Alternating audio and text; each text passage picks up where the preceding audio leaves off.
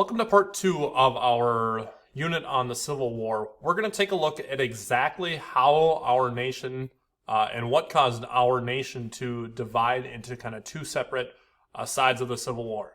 All right, so what we're going to do is we're going to start with the key terms. So the first key set of key terms we're going to talk about is sectionalism. It's the idea of kind of breaking into parts based on interests of one region instead of the country as a whole. So this really comes into play in terms of slavery. Each side of, the North and the South kind of has their stance on slavery, and it really has to do with the interests of their party, specifically in the South, with cotton and the way, the agriculture of that region works. So much of their economy is going to be tied to slavery that they feel like slavery is a necessity to them. Abolitionist, that's a person who was for the ending of slavery. A lot of people in the North were considered themselves abolitionists, or people who felt like slavery should be abolished or ended. And then the last one, the term that we're going to see, is popular sovereignty. What the idea of popular sovereignty really comes into play with new territories, and what popular sovereignty allowed was for the voters in those territories to decide kind of their stance on slavery. Are we pro-slavery? Are we against slavery? And it really left it up to the territories themselves. So first up, we're going to back up a little bit. When we were looking at the westward expansion, a term or a kind of an idea came up of the Missouri Compromise. And really what this was when we first started to add states to the Union, we started with, there were two that wanted to join. One was Missouri, and the other one was Maine. Now the problem or the debate was the number of states that were pro-slavery and the number of states that were anti-slavery were equal. And both sides did not want to give up power to the other. They did not want there to be more pro-states, and because they didn't want to lose that power in the legislature. So the Missouri Compromise of 1820 admitted both Maine and Missouri as states, so to keep the balance. And it also created what they call the 36-30 line. So you'll see kind of in this black line right above the Arkansas territory. The idea of the 36-30 line was that any territory or state that entered below that line was going to have slavery be allowed. And any state or territory above that line, slavery would be abandoned. And that was really going to help kind of set the tone for some things that come up a little bit later in this lesson of like, where do states and territories fall as far as slavery goes? And in 1820, the Missouri Compromise was kind of the first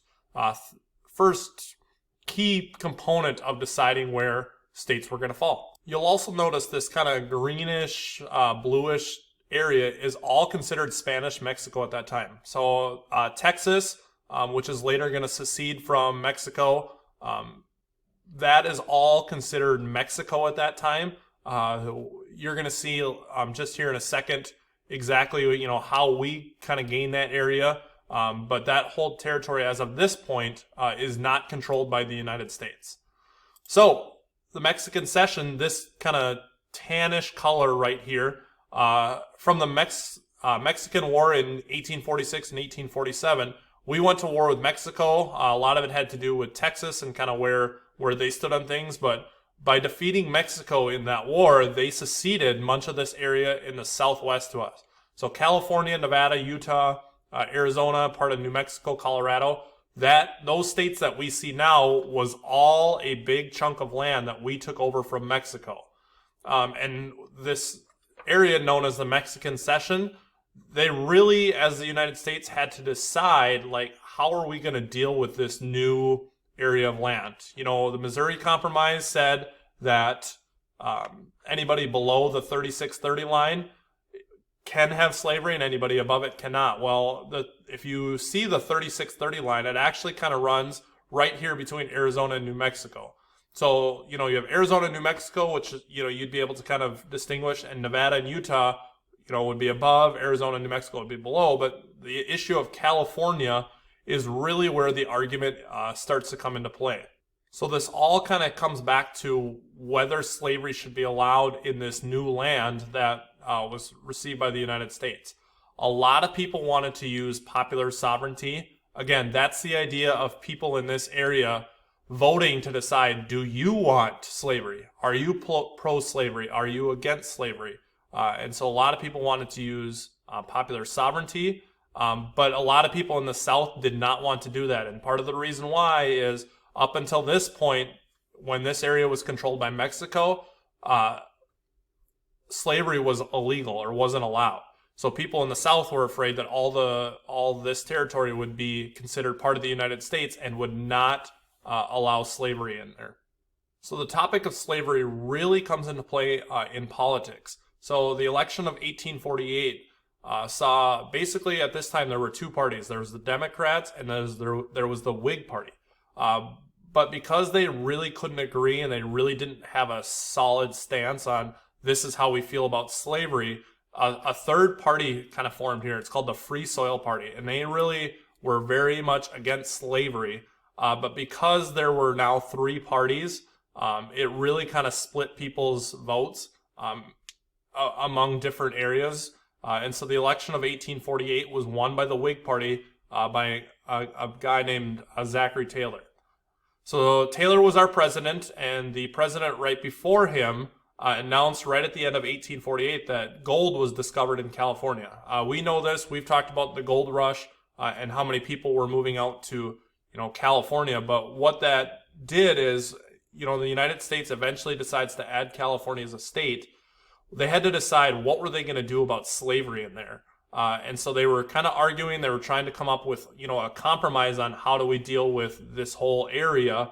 But they couldn't agree, and so many people were arguing that the first idea of splitting up the United States came into some people's minds. We know that as secession, but the idea of breaking into two first kind of starts when talking about the Mexican Cession.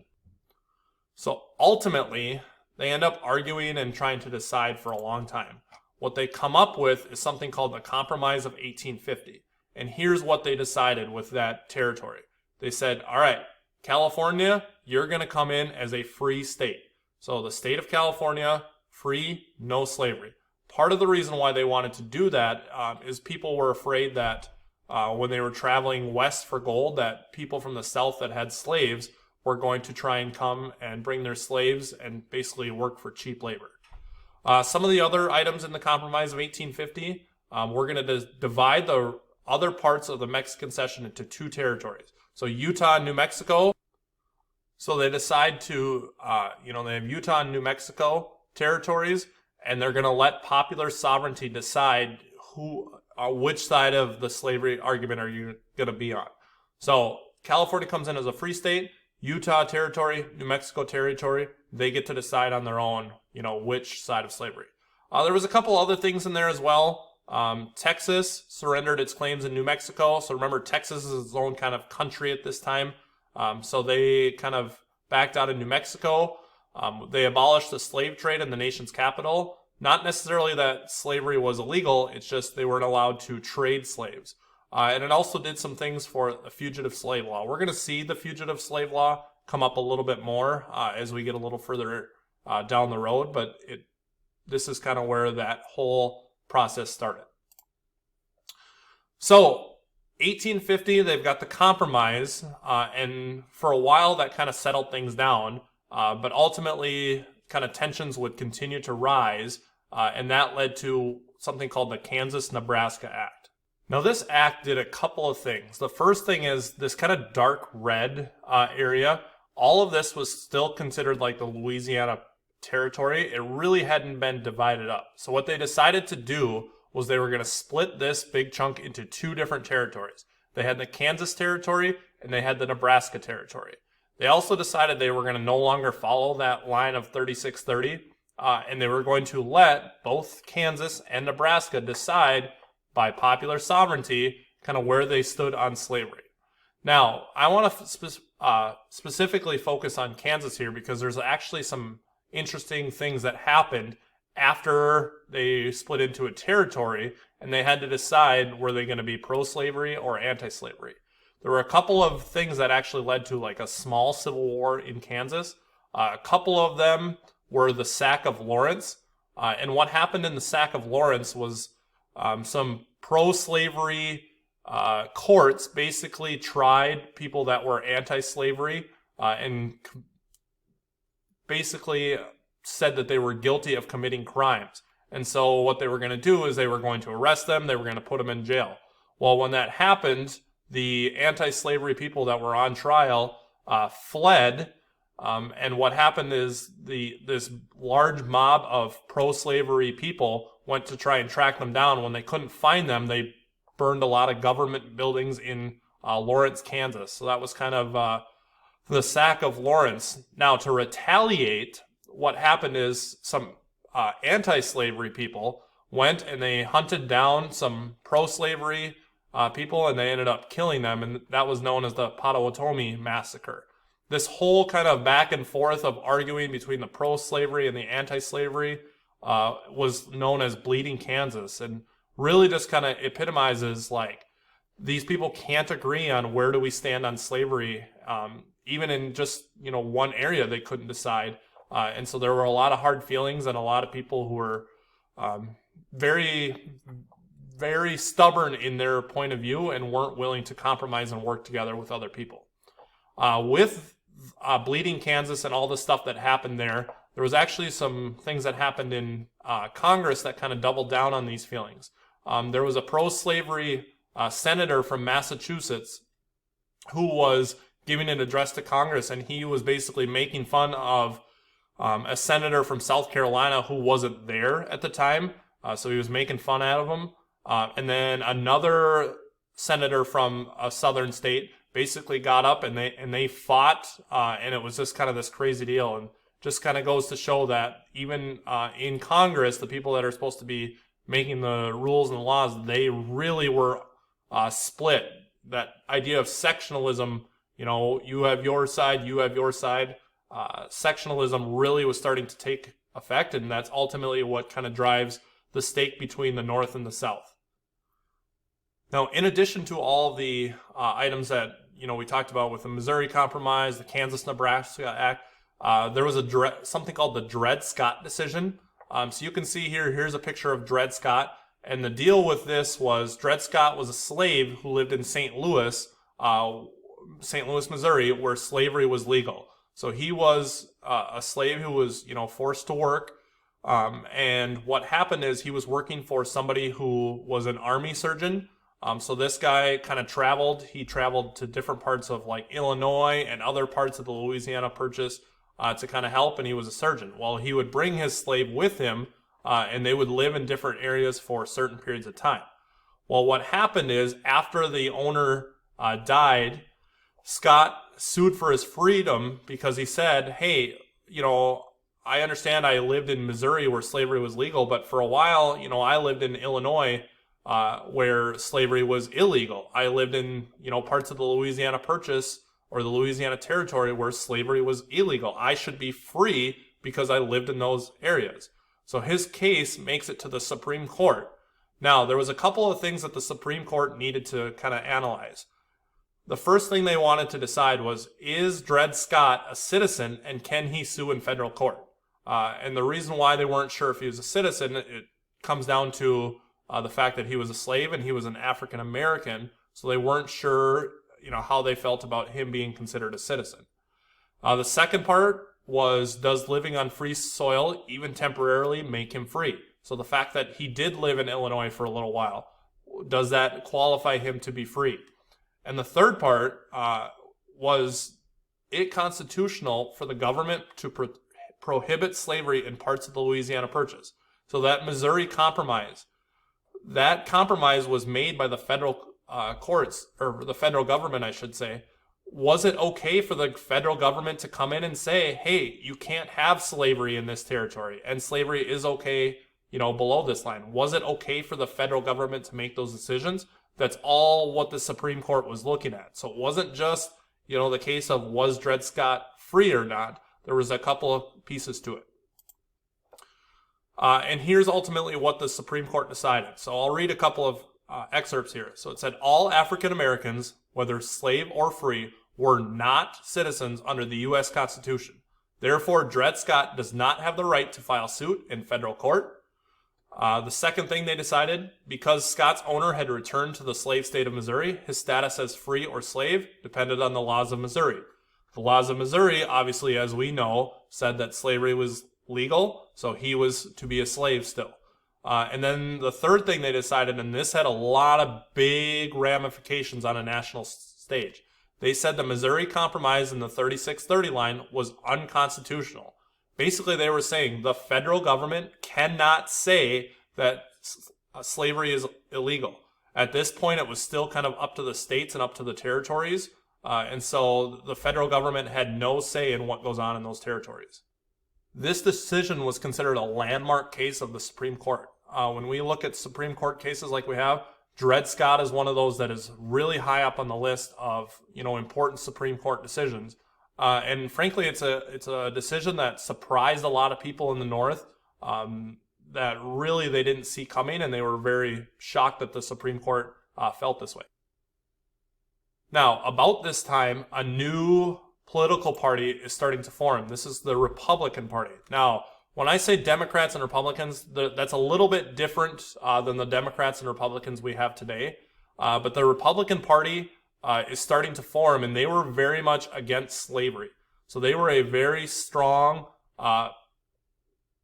anti-slavery political party, and one of the people that quickly became the face of the Republican Party was somebody that I think we all know, Abraham Lincoln.